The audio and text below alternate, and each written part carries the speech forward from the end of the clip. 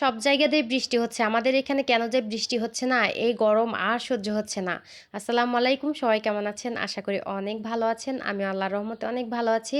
তো আজকের ভিডিওটা একদম সকাল থেকে শুরু করলাম। আর এখন হচ্ছে সকাল 7:30টার মতো বাজে। আজকে শুক্রবার আর আজকে হচ্ছে সকাল সকালই ঘুম থেকে উঠে গেছি। আজকে বাসায় প্রচুর কাজ করতে হবে। সেজন্য সকাল সকালে উঠে গেছি। সকাল সকাল রান্নাবান্না সবকিছু শেষ করে নেব।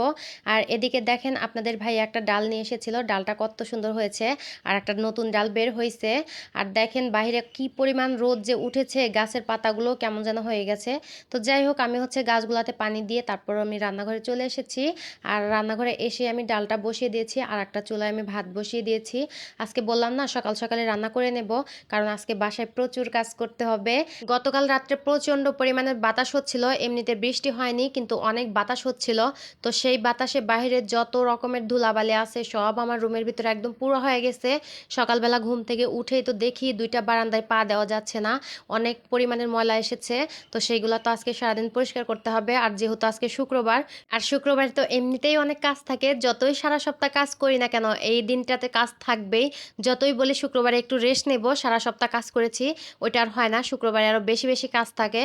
কি আর করার, আবার মাদ্রাসা থেকে বলে দিয়েছে শনিবার থেকেও ক্লাস হবে, মানে 2টা দিন একটু ছুটি পাইছি, সেটাও আর হবে না।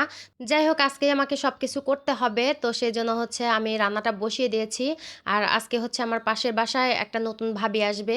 ওই ভাইয়াটা আবার ওদের আব্বুর সঙ্গে চাকরি করে, তো ওই ভাইয়াটা একদম নতুন নতুন বিয়ে করেছে।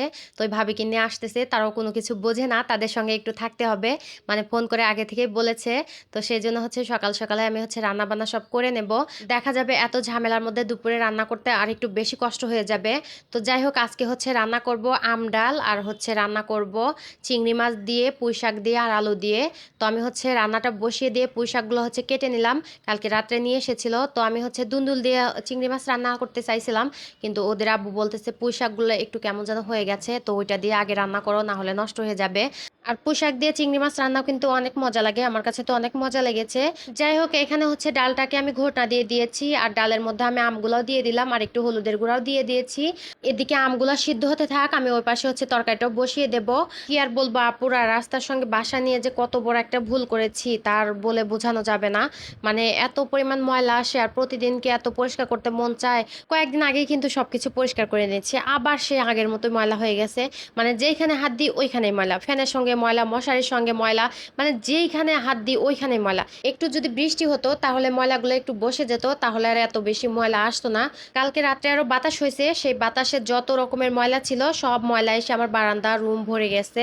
মানে জানালাগুলো বন্ধ করার কথা মনে ছিল না, একদম আমার বিছানাপত্র সবকিছু একদম ভরে গেছে ময়লা দিয়ে। মাঝে মাঝে মনে হয় এই বাসা রেখে অন্য কোথাও চলে যায়। আসলে কি, যখন বাসা খোঁজা হয় তখন ভালোবাসা পাওয়া যায় না। আর আমার ছেলের মাদ্রাসার কাছে সেরকম বাসাও নাই, বাসা আছে অন্য সাইডে। এই ধুলাবালি যখনই বাসায় বেশি হয়ে যায় তখনই ওদের আব্বু অসুস্থ হয়ে যায়। আর কালকে থেকে প্রচুর পরিমাণ ঠান্ডা লেগেছে আর রাত্রে অনেক জ্বর এসেছে। সেজন্য আজকে বললাম আমার কষ্ট হোক, আমি সবকিছু পরিষ্কার করে নিই। তো যাই হোক, এখানে হচ্ছে আমি সব রকমের মশলা দিয়ে আমি সুন্দর করে কষিয়ে নেব। আর এখানে আমি দিয়েছি হলুদের গুঁড়া, ধনিয়া গুঁড়া, পেঁয়াজ রসুন বাটা, আর হচ্ছে মরিচের গুঁড়া, স্বাদমতো লবণ।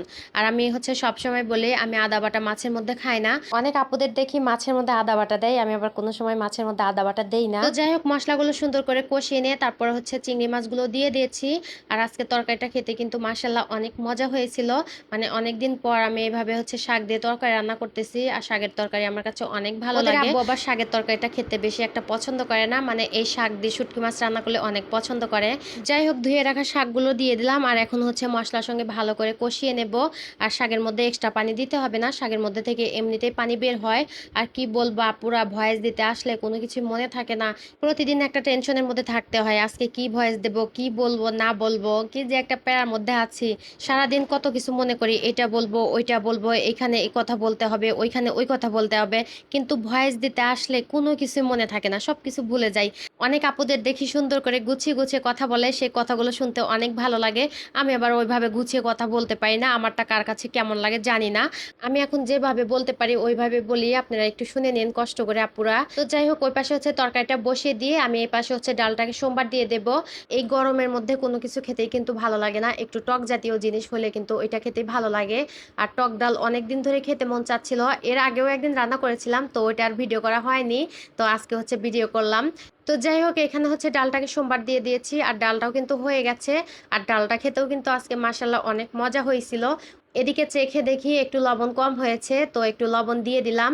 যাই হোক, ডাল রান্নাটা হয়ে গেছে, আর এই পাশে আমার তরকারিটা রান্না হয়ে গেছে। এই ছিল আজকের রান্না বান্না, তো খাওয়া দাওয়া করে কাজে লেগে পড়বো। যাই হোক, আজকের ভিডিওটা এই পর্যন্তই। আর আমার ভিডিওটা দেখার জন্য সবাইকে অসংখ্য ধন্যবাদ। সবাই ভালো থাকবেন, সুস্থ থাকবেন। আল্লাহ হাফেজ।